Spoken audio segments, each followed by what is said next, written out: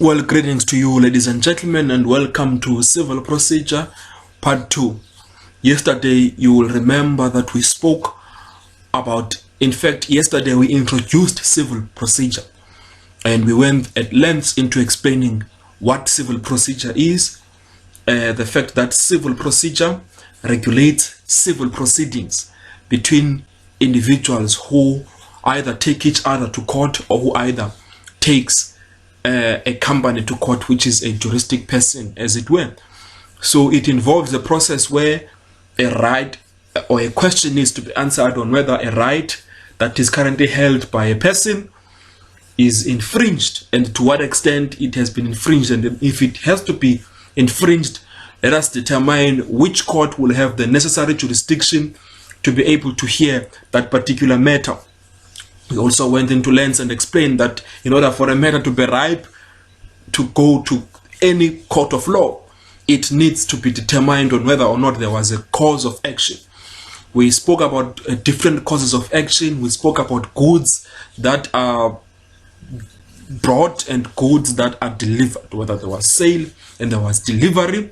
And we spoke about motor collusion and various other forms of causes of action. And then we further went on to lay out in terms of section 29 on which matters cannot be brought before the magistrate court, because remember we said that generally matters can be brought on different jurisdiction. They can be brought in the magistrate court, they can be brought in the high court, they can be brought in the Supreme Court, they can be brought into the Supreme Court of Appeal. But there are rules or regulating circumstances in which matters can be brought in that court. We said that the High Court has inherent jurisdiction to hear each and every matter, but now the issue may be the costs of approaching the court. So today we're going to be going into the second part of civil procedure. We're going to be making a distinction, as I promised, on the different kinds of summons, because remember we said that the action procedure, which is civil proceedings on the action part, commence by way of a summons. So in order for you to actually be able to sue someone, in order for you to be able to litigate against someone on an issue or whatever cause of action, you need to issue out summons and undergo all that process. We're going to be distinguishing between the kind of summons that are issuable and under which circumstances are those summons issuable. Are we together? I trust that you have gathered that part. Right, so let us firstly look at, in fact, we're going to be looking at the distinction between an action and an application. Yesterday, we spoke at length about civil procedure, and mostly what we were speaking about were action. We're going to be talking about application as we go further, right? So let's look at the different forms of civil proceedings, right? Remember we said civil proceedings is when you initiate proceedings against another person where you feel your right has been infringed. So let us look at the forms of those legal civil proceedings. You have your action proceedings and you have your application proceedings, right? The action procedure, which we have spoken about, is where pleadings are exchanged between the parties in order to define the issue in dispute, and the parties present their evidence at trial. So simply speaking is where parties bring a matter, or a party brings a matter into court, exchange pleadings. Summons is one of those pleadings, and for the purposes really where a dispute arises. If there is a dispute that arises between the parties, like a motor collusion, that is the dispute that we are talking about. Therefore, it would be presented at evidence in a court. It commences by way of summons. Parties are referred to as plaintiff and defendants, right? Oral evidence is normally led. Pleadings are exchanged, and it is characterized by a very lengthy process. That is an action process. Whereas when you talk about the application process, we talk about a relatively shorter procedure of taking a person to court where in most cases a material dispute of fact will not arise, right? Where a material of fact will not arise, for example, where you are interdicting a funeral from taking place on the basis that you were not informed as a wife. Let's say as a wife you want to interdict a funeral from taking place because you were not informed as a wife that your husband had died. So you have a clear right to prove. There is no dispute of fact. You are the wife. So you want to interdict and prevent that funeral. You come into court by way of an application procedure, right? You come into court by way of an application major, which is also known as a motion proceeding. You brought by way of a notice of motion, and it is relatively short. It may be referred to for oral evidence where there arises, or what is called a Plascon-Evans rule may be applied for where there is a material dispute of fact, and to really avoid taking the matter to trial. Right, let's look at the action proceedings. They are also known as the pre-trial. Okay, let us look at the action proceedings, right, which are going to be starting to look firstly at the pre-trial stage. In other words, before the actual trial itself, where evidence is led. The letter of demand. The letter of demand is very famous. I'm sure many of you are aware that when a person is about to take you to court, when banks are about to terminate your credit agreement, they send in a letter of demand to say that we act on behalf of so and so. We are instructed that you entered into an agreement with our client and that you have not paid, and therefore they place you in mora so that you can be able to pay. So that is the circumstances in which a letter of demand is brought. It is not always a legal requirement to send a letter of demand before issuing a summons. However, it is normal practice for a registered letter of demand to be sent to the debtor before it is issued. A letter of demand is necessary in the following circumstances: to place the debtor in mora, in other words, demonstrate that the debtor is indeed in default. In many cases, a party to a contract has to perform on or before a certain date fixed for performance, right?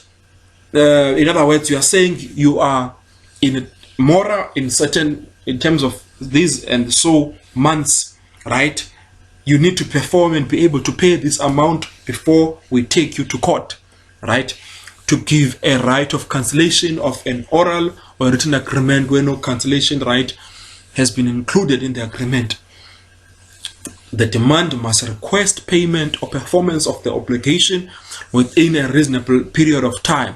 The notice must also state that if the performance is not effected within the specified period, the agreement will be cancelled and legal proceedings will take place. If the obligation is not performed, then the agreement must be cancelled either by another letter or a clause in the summons to complete the plaintiff's cause of action. So there are matters in which it would be necessary for you to actually commence action by way of writing a letter of demand, but it is not necessarily an obligation. You may simply just issue out summons. It is simply to place that particular person in mora and make him aware, right? Except in exceptional circumstances like instituting proceedings against the state. The Institution of Legal Proceedings Against State Organs Act is very clear that you need to first write down a letter of demand within 6 months where the debt became due, and then give them 30 days to respond to that particular letter. I repeat, if you're going to institute an action against the state where you feel that you are aggrieved by the actions of any organ of the state, any department of the state, whether it be the Minister of Police, Minister of Health, within 6 months of the debt becoming due, you need to issue out those particular you need to issue out that letter of demand, and then you need to then give them at least 30 days to respond to that. An acknowledgement of debt payable on demand it will be necessary for the person in possession of the acknowledgement of debt to demand payment before action may be instituted. Right? So this way it happens that you borrow someone money, or it happens in institutions of learning, higher learning, or in high schools, in primary schools, where a parent or a learner may be in debt. So in order for them to register, they need to pay a certain percentage, but they say pay this certain percentage and enter into acknowledgement of debt, which is a liquid document to demonstrate that you are in debt, and then you are going to be given a particular period of time to be able to pay that amount of money. So if you have an acknowledgement of debt with you, where someone acknowledges that he owes you and that he's going to pay you, it will be necessary for you, therefore, to write a letter of demand before you commence with your summons. The same principle applies to a notice in terms of National Credit Act, in terms of Section 129. Failure to issue a Section 129 letter of demand under the National Credit Act has become a defense to prevent further legal proceedings. Ladies and gentlemen, it suffices to say, whether you have entered into a mortgage bond, buying a house through a loan, whether it concerns buying a car through a motor vehicle finance, in order for you to commence legal proceedings against that particular person, it is very, very, very, very, very important that you issue a Section 129 notice, which exactly the contents are the same as a letter of demand. You place the debtor in mora and explain which months and explain which options are available to this particular person before you institute action or you institute summons. You know, what often happens is that these people, when you owe them money, insofar as it concerns buying a car, and then you are due by 3 or 4 months, they will simply come and take the car. That is not permissible. They have to institute Section 129 letter of demand even before they think about taking that car. They have to have the relevant court order which is going to grant them the necessary permission to be able to take that particular car away together. So although the plaintiff may have a complete cause of action, it is advisable to send a letter of demand to the debtor before issuing summons. If no letter is sent and the debtor pays the amount claimed in the summons, the plaintiff is not entitled to the cost of the summons. Right? Remember that when you issue summons, those summons have been drafted duly by an attorney. So the attorney may charge you for the cost of those summons.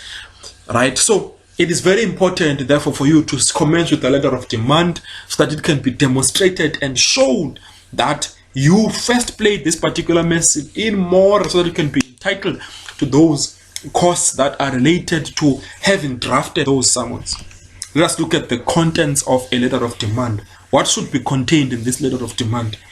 The letter of demand must contain particulars about the nature and the amount of the claim.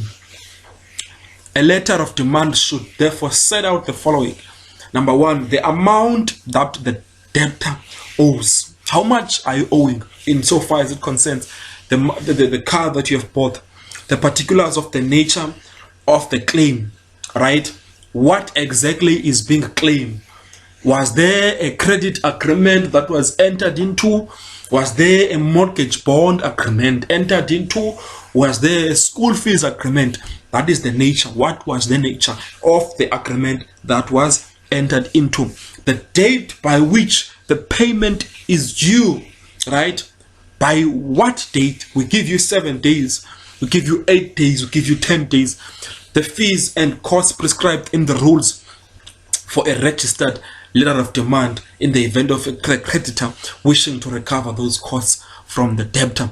The fees and the costs prescribed in the rules for a registered letter of demand in the event of a creditor wishing to recover costs. Remember that the person, the creditor, may be entitled to costs having sent you a registered letter of demand. Mostly that Section 128, 129 notice must be sent by a registered post. So it is very imperative, therefore, that the creditor be entitled to those costs because they are sent by means of a registered post. Are we together?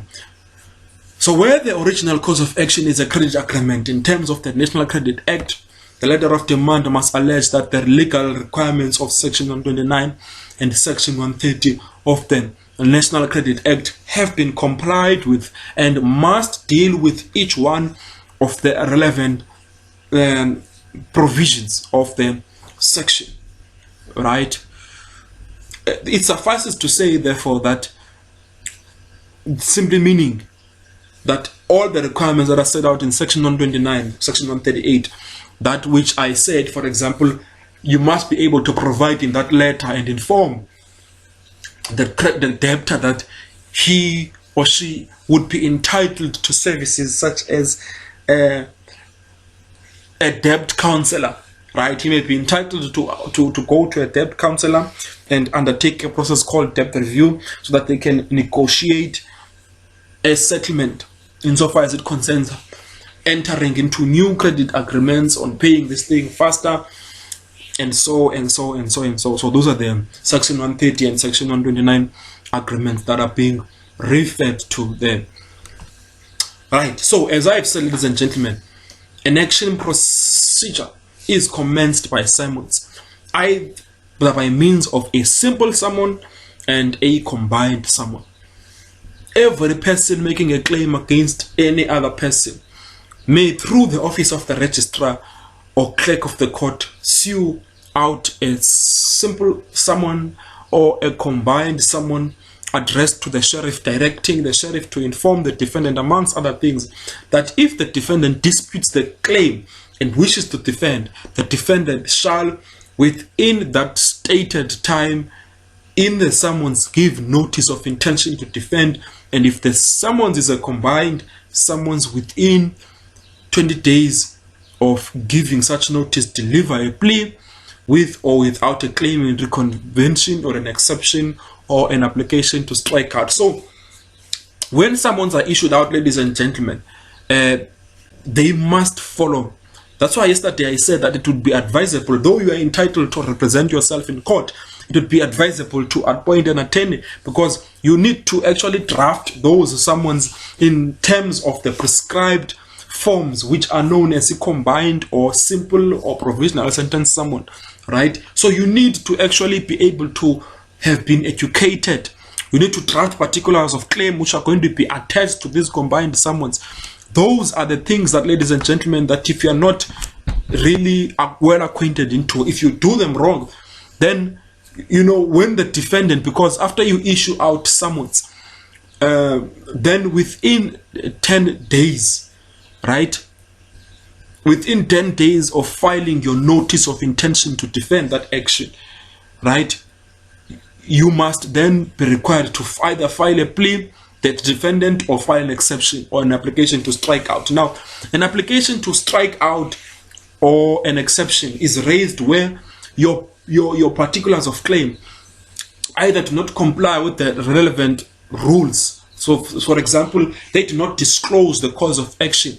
They are vague, they are embarrassing, they are excipious, right? So, therefore, an application may be brought to court so that it can be able to strike out that particular cause of action, and it may be absolution from instance, and then your matter may be dismissed with costs to the other party. So if you are not a person who's aware or familiar with the rules of what should be contained in those particulars of claim, there you might be, or rather you might find yourself in a very dangerous position of having to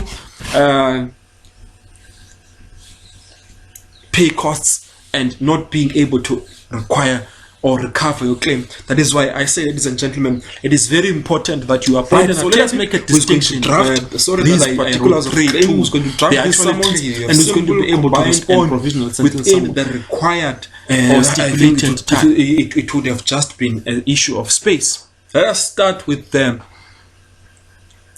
simple summons, where the claim is for a debt or a liquidated demand. When we talk about liquidated demand, we talk about a demand that can be quantified in terms of value or in terms of money. The summon may be a simple summons similar to the prescribed, right? There's a prescribed form in terms of the rules of the court. of how that someone should be construed. For example, a claim for the payment of the purchase price with regards to goods purchased and delivered. I went into length yesterday to explain that if you had bought something and it was delivered, you find that it is defective, the value is ascertained. Therefore, you know how much that thing costs. You can simply issue out to someone and say, this thing was 5,000 rand. I want my 5,000 rand back. Secondly, a claim for eviction of a person from a specific property. It is very clear. It is very clear which property that person should be removed from. A claim for delivery, for example, for a specific movable asset, right? That one is also very clear, because let's say you bought a car from VW, from VW East London, and then they say that they'll deliver the car within 3 days, and then the 4th day comes, 5th day, 6th day, 30 days lapse, they still haven't brought your car. You have a proof of payment, you have everything that has been signed, so you can issue out simple summons, right? Because you want there to be delivery of a specific movable asset. And then a claim for the registration of transfer of an immovable asset. Okay, that speaks to the registration of a house. If you have bought a house, then that you are entitled to transfer of that particular house, so that it at the deeds office, so that it can be registered under your name, right? And then let us look at combined summons. Combined summons, ladies and gentlemen, can be used in both circumstances. There are summons that can be used for debt, for liquid demand, and in addition to that, you can use them for other things. Let us go further and look at why. Where the claim is not for a debt or liquid demand, the summons shall be a combined summons similar to the form prescribed. A pleading referred to as the plaintiff's particulars of claim must be attached to the summons. So the summons, ladies and gentlemen, themselves are in a prescribed form. In other words, you do not need to stress yourself and type and write down. It is already prescribed what should be written on those prescribed summons. In terms of the rules, in terms of the prescribed form, it is very clear how they should be aligned and how they should really be laid out, right? But in terms of a combined summon, it has that prescribed form, and you must also attach what is known as a particulars of claim, right? You must set out what is called a particulars of claim, where you set out who your name is, who the name of the defendant is, that this court has this jurisdiction on the basis that the cause of action arose in this area, that on or about the 10th of March, you entered into an agreement where the terms of the agreement were follows: A, B, C, D, right?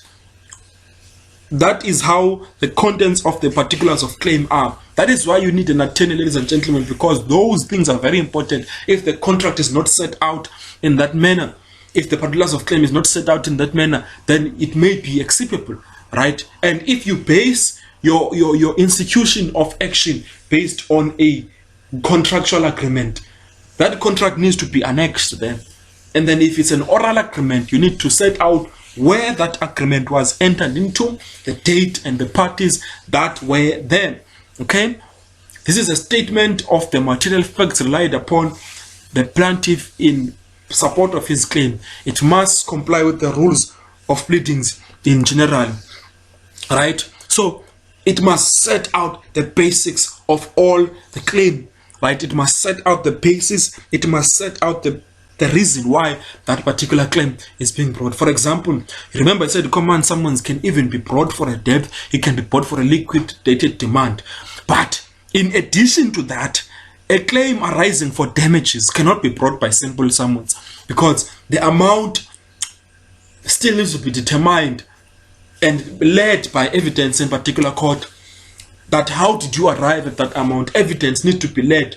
Pleadings needs to be exchanged. Kudlula amaphepha kubonakaliswa into yoba ndiye kwaWes okanye ndiye kwaso and so, ndiye kwaBani Motors, kwaGeorge Motors, ndafike nenza iquotation phaa kwathiwa izawuba yi-3,000.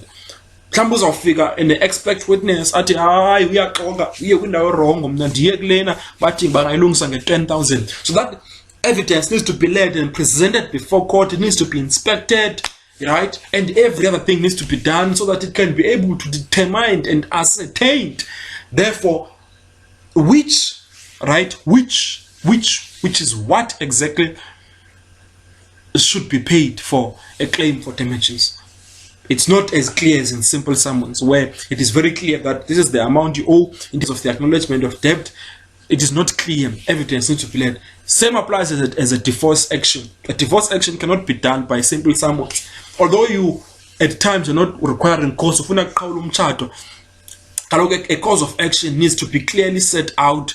It needs to be the material based, the material facts that you rely upon for this divorce. That, for example, there was an irretrievable breakdown of trust, that you had not been living together, that you tried to do A, B, and C and that, and that it was not able to be done, right? So those things must be set out in the particulars of claim, which cannot be done in a simple summons. So that's why, ladies and gentlemen, you require a combined summons for a divorce action, right? Then let's look at the last form of a summons, which is a liquid or provisional sentence summons. Then after that, we're going to be looking at the application proceedings. The liquid or provisional sentence summons is used when the cause of action relies on a liquid document, right? A liquid document is a written acknowledgement of unconditional liability for payment of a fixed amount of money signed by the defendant or his agent, right? So a liquid document is an acknowledgement of debt, and then where you acknowledge that you own, as I have said, ladies and gentlemen, that you may be owing money in a certain institution. A suretyship agreement, where you agreed to be a surety to pay that particular money, can also, because it is signed on the agent on behalf of the surety, right? This is a quicker and therefore cheaper procedure that allows the creditor to obtain judgment, although it can only be provisional when the creditor has sufficient documentary proof. It is very clear because there's documentary proof in that regard. It provides prima facie proof of indebtedness, which in the absence of proof of the contrary will result in judgment and will allow the creditor to execute on judgment subject to giving security to the defendant. Ladies and gentlemen, kule process you must be very clear if you're going to use a provisional sentence summon, because you must be certain and be aware and be 100% sure that you have evidence to the latter that demonstrate that you are actually owing, or rather you have proof in the form of an acknowledgement of debt, you have proof in the form of a suretyship agreement or a dishonored check, that you can be able to demonstrate that this person said is going to pay but did not pay. So let us not therefore confuse illiquid document with the concept of a liquidated claim, which is a claim for something specific. For example, for ejectment or payment of 10,000 rand, a claim for damages is usually not a liquidated claim, because the court has to determine the quantum before. Examples of liquid document include a check, a written acknowledgement of debt, and a judgment. So a judgment itself, which has been granted by a court, can be a liquid document. So in that case, ladies and gentlemen, you don't need to go to court all over again and seek the court to, actually redo its processes and go that someone process again. You simply do what is called an execution of debt, right? You issue a writ of execution in terms of the relevant rules. A writ of execution in terms of which you ascertain that you have obtained a relevant judgment, it is in your possession. Then you go to the clerk of the court, who's going to simply sign for you that execution, that the sheriff of the court is entitled to attach and remove goods at a specific place which are valued at this specific amount, right? So the sheriff then is entitled that if, for example, angade akubhatale akade ayizise imali. Usheriff unelungelo lokuya kwindlu yalo mntu ajonge ivalue yezi zinto ezireacha u20 or 30,000, and then having established ezo zinto ezireacha u20 to 30,000 azithathe uba yi-TV, fridge, microwave, azithathe ahambe uyozithengisa so that you can be able to ascertain that particular value, right? So ladies and gentlemen, that is the process of action under civil proceedings. The next time we're going to be talking about the application proceedings, which is relatively short. It's not going to be long. Thank you very much.